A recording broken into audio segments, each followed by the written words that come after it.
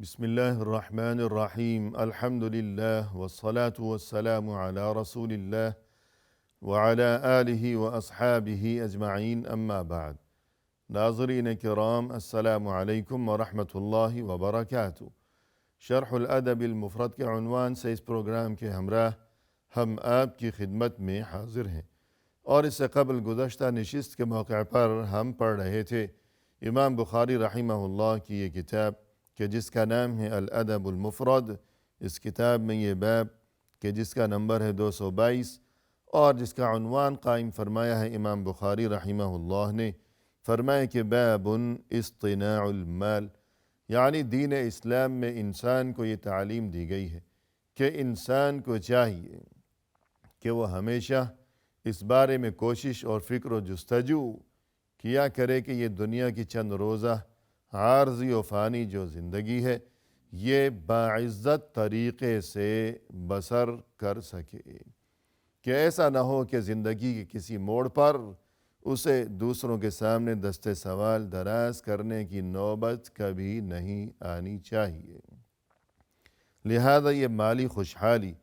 اور اس مقصد کے لیے محنت اور جستجو اور جد و جہد کا راستہ اپنانا کہ انسان اپنا بوجھ خود اٹھائے، اور یہ کہ اپنی عزت اور اپنے اہل و عیال، اپنے بیوی بچوں کی عزت کو مجروح اور پامال ہونے سے بچائے۔ مزید اس کے علاوہ یہ کہ نہ صرف یہ کہ مال کا معاملہ،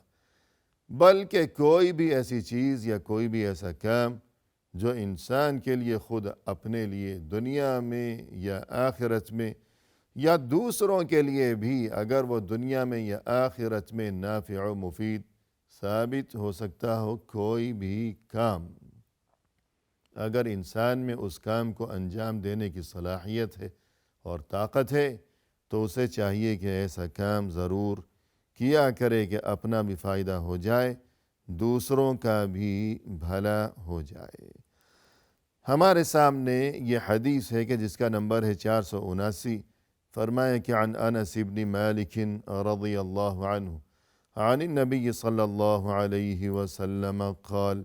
ان قامت الساعة وفي يد أحدكم فسيلة فإن استطاع ألا تقوم حتى يغرسها فليغرسها۔ رسول اللہ صلی اللہ علیہ وسلم کے یہ جلیل القدر صحابی، اور یہ کہ آپ صلی اللہ علیہ وسلم کے یہ خادم خاص کہ جن کا نام نامی اور اسم گرامی ہے، حضرت انس ابن مالک رضی اللہ عنہ، یہ فرماتے ہیں کہ رسول اللہ صلی اللہ علیہ وسلم نے یہ ارشاد فرمایا کہ ان قامت الساعة وفی ید احدکم فسیلہ، کہ دیکھو اگر قیامت برپا ہو گئی اور تم میں سے کسی کے ہاتھ میں اس وقت کوئی شاخ ہو، کسی درخت کی کوئی شاخ، کوئی ٹہنی، یعنی ہاتھ میں اس نے کسی درخت کی کوئی شاخ پکڑی ہوئی ہے، کوئی ڈنڈی ہے یا ٹہنی ہے، اور اسی حالت میں اسی دوران قیامت برپا ہو گئی کہ دنیا تو اب برباد ہو رہی ہے، خاتمہ ہو رہا ہے دنیا کا، اور وہ انسان یہ منظر، یہ تباہیاں خود اپنی آنکھوں سے دیکھ رہا ہے، لیکن فَإِنِ اسْتَطَاعَ أَلَّا تَقُومَ حَتَّى يَغْرِسَهَا فَلْيَغْرِسْهَا، اسے چاہیے کہ وہ اس حالت میں بھی اگر اس کے بس میں ہو، اس کی استطاعت میں ہو، اگر وہ کر سکتا ہو تو اس شاخ کو زمین میں وہ گاڑ دے، کہ زمین میں اسے گاڑنا، اسے اگانا۔ تو یہ جو عمل ہے، یہ جو کام ہے، یعنی اسے یہ بات نہیں سوچنی چاہیے اور اس کا انداز فکر ایسا نہیں ہونا چاہیے کہ اب کیا فائدہ، قیامت تو برپا ہو چکی، اب اگر یہ ٹہنی، یہ شاخ میں زمین میں گاڑوں گا، اسے اگاؤں گا، یہ بوؤں گا، تو اس سے کسی کا کیا بھلا ہوگا، نہ میرے کسی کام آ سکے گا میرا یہ عمل کہ زمین میں جو بیج یا جو شاخ اگائی جائے گی، جو بیج وہاں ڈالا گیا ہے یا شاخ وہاں کوئی ٹہنی ہے وہ بوئی گئی ہے، تو ظاہر ہے کہ اسے اگنے میں، اسے بڑا ہونے میں زمانے لگ جائیں گے، اور یہ کہ بہت طویل عرصہ درکار ہوگا اس مقصد کے لیے کہ یہ درخت کب اگے گا، کب بڑا ہوگا، اور کب یہ پھل دے گا، میں اس کا پھل کھاؤں گا یا اس کے سائے میں بیٹھ سکوں گا۔ تو الغرض درخت سے فائدہ حاصل کرنے کا جو معاملہ ہوا کرتا ہے، اس کے لیے تو ایک طویل عرصہ درکار ہوا کرتا ہے، یقیناً کہ زمانے گزر جائیں گے تب یہ درخت بار آور بن سکے گا یا سایہ دار بن سکے گا، لیکن ایسا نہ کیا جائے اور اس قسم کی سوچ نہ رکھی جائے۔ مسلمان کو یہ حکم اور یہ تعلیم دی جا رہی ہے کہ قیامت برپا ہو چکی، ہاتھ میں شاخ پکڑی ہوئی ہے، تب بھی جاتے جاتے وہ اس شاخ کو زمین میں گاڑ جائے، ایسا ہی نہ پھینک دے کہ اب کیا فائدہ ہے، بلکہ اسے وہ زمین میں اگائے، اسے وہاں گاڑ دے۔ کیوں؟ اس لیے کہ قیامت برپا ہونا یا نہ ہونا، سانس چلنا یا بند ہو جانا، زندہ رہنا یا یہ کہ کوچ کر جانا، اس دنیا سے مر جانا، تو یہ ایسی چیزیں ہیں کہ ان چیزوں سے انسان کا کوئی تعلق ہی نہیں ہے۔ یہ سب کام اللہ کے کام ہیں، اللہ کے کرنے کے یہ کام ہیں کہ یہ سبھی کچھ اللہ کے ہاتھ میں ہے، اللہ کے اختیار میں ہے۔ تو جو کام اللہ کے کرنے کے جو کام ہیں تو انسان کو ان میں دخل دینے کی کوئی ضرورت نہیں ہے۔ اگرچہ انسان کو یقین ہو کہ ابھی چند سانسوں کے بعد میری زندگی کا خاتمہ ہو جائے گا، لیکن یہ سانسیں چلانا یا روکنا، زندگی دینا، زندہ رکھنا یا موت کو مسلط کر دینا، روح پھونکنا یا روح کو قبض کر لینا، واپس لے لینا، انسان کو ان کاموں سے کیا لینا دینا؟ یہ تو اللہ کے کام ہیں۔ تو ان کاموں کو انسان اللہ کے حوالے ہی کیے رکھے اور خود وہ کام کرے جو اس کے کرنے کے۔ الغرض انسان کو یہ یقین ہو چکا کہ میری آخری 2-4 سانسیں باقی رہ گئی، دم اکھڑنے والا ہے، اور یہ کہ روح نکلنے والی ہے۔ یا اسی طرح انسان نے اپنی آنکھوں سے دیکھا کہ قیامت تو برپا ہو چکی، تو اس موقع پر بھی اگر وہ کوئی اچھا کام کر سکتا ہو کہ جس کا فائدہ خود اسے اپنی ذات کو پہنچنے والا ہو یا دوسروں کو پہنچ سکتا ہو، یا یہ کہ اس کام کا فائدہ دنیا میں پہنچ سکتا ہو یا آخرت میں پہنچ سکتا ہو اجر و ثواب کی شکل میں،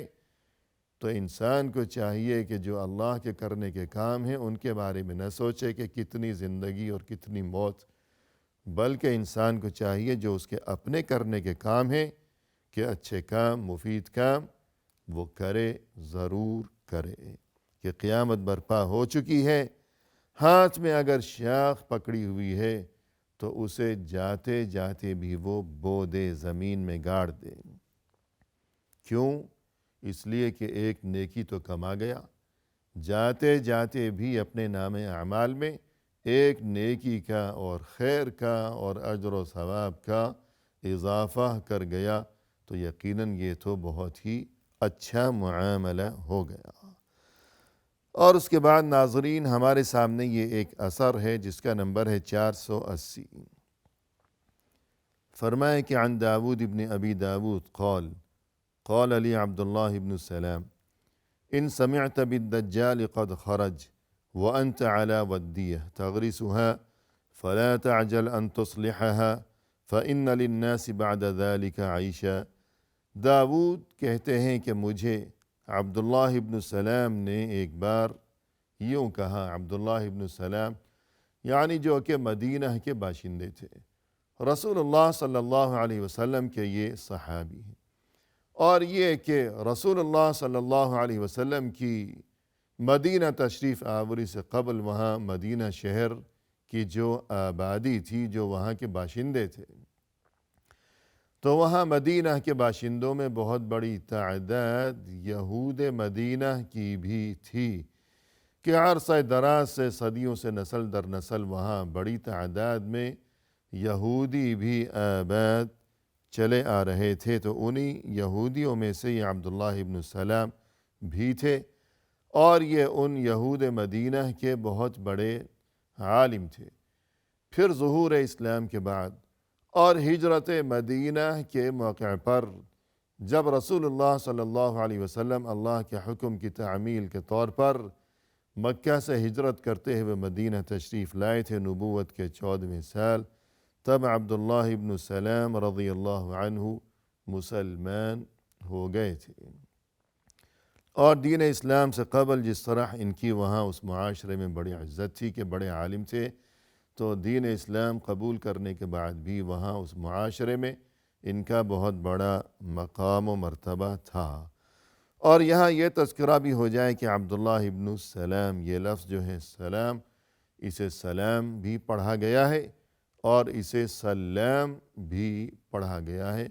دونوں طرح سے یہ درست ہے اسے پڑھنا، سلام بھی اور سلام بھی۔ عبداللہ ابن سلام رضی اللہ عنہ نے یوں فرمایا: ان سمعت بالدجال قد خرج، اگر تمہیں یہ خبر ملی کہ دجال ظاہر ہو چکا ہے، خروج دجال، دجال کا ظاہر ہو جانا، یعنی ناظرین کرام قرب قیامت کی جو بڑی بڑی نشانیاں ہمیں بتائی گئی ہیں رسول اللہ صلی اللہ علیہ وسلم کی طرف سے کہ قیامت جب قریب آئے گی تو اس کی نشانیاں، اس کی علامات،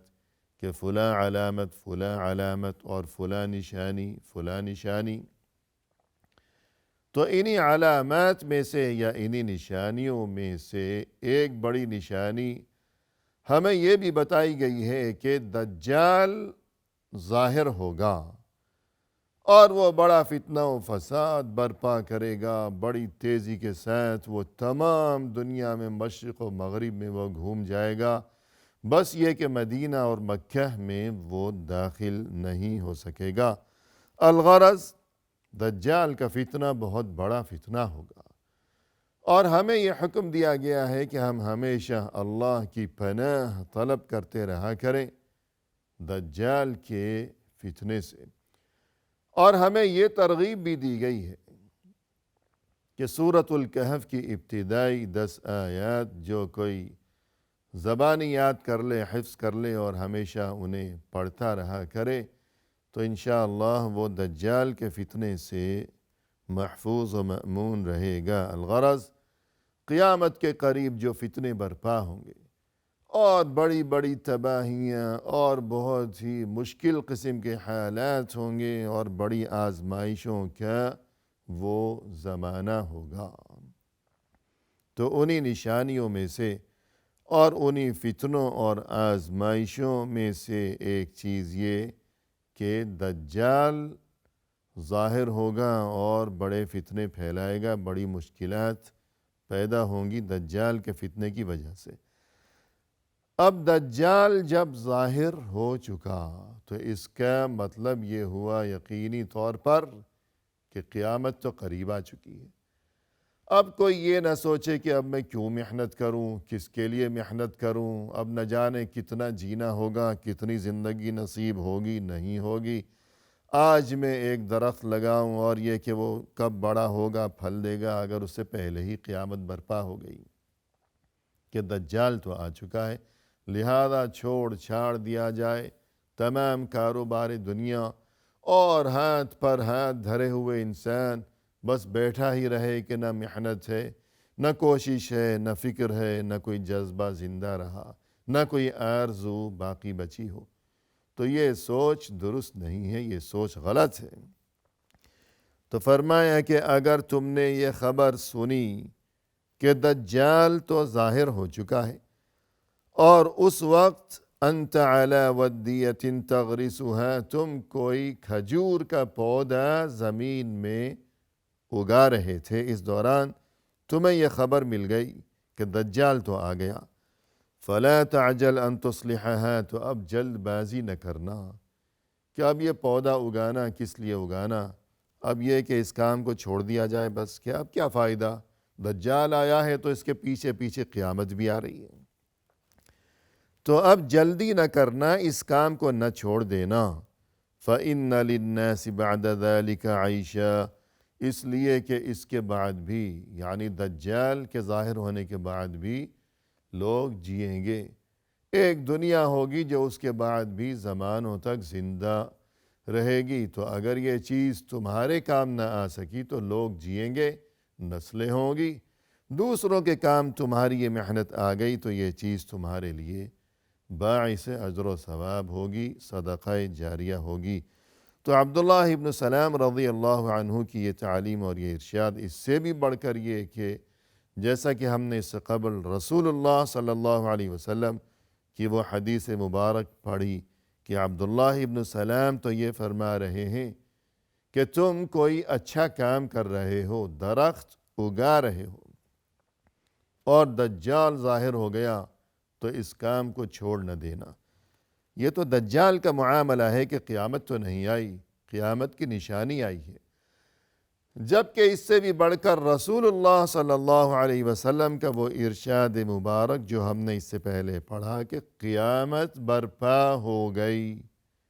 کہ کوئی قیامت کی نشانی نہیں ہے، کوئی دجال نہیں آ گیا، بلکہ دجال تو آیا اور چلا بھی گیا، اب تو خود قیامت برپا ہو گئی، اب کیا باقی بچا ہے۔ لیکن اس کے باوجود فرمایا کہ اگر تمہارے ہاتھ میں کوئی ٹہنی ہے، کوئی شاخ ہے کسی درخت کی، تو اسے پھینکنے کی بجائے جاتے جاتے اسے زمین میں اگا دو، کہ آخری سانس تک انسان جو نیکی کما لے، جو اچھا کام کر سکے اور اپنے اجر و ثواب میں جو اضافہ کر سکے، تو آخری وقت تک اسے اس موقع کو غنیمت جاننا چاہیے اور اس سے فائدہ اٹھا لینا چاہیے۔ اس کے بعد ناظرین کرام، ہمارے سامنے یہ نیا باب ہے جس کا نمبر ہے 223،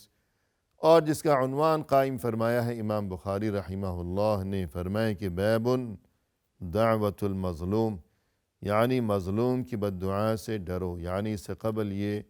تعلیم دی گئی، یہ تذکرہ کیا گیا کہ انسان کو چاہیے کہ وہ کوئی اچھا کام کرنے کے لیے، اپنی بہتری کے لیے، دوسروں کی بہتری کے لیے، مالی طور پر خوشحالی کے لیے محنت کیا کرے، کوشش کیا کرے، لیکن ایسا نہ ہو کہ اپنے فائدے، اپنی خوشحالی کے لیے انسان ایسا نہ ہو کہ کبھی کسی پر کوئی ظلم و زیادتی کر بیٹھے،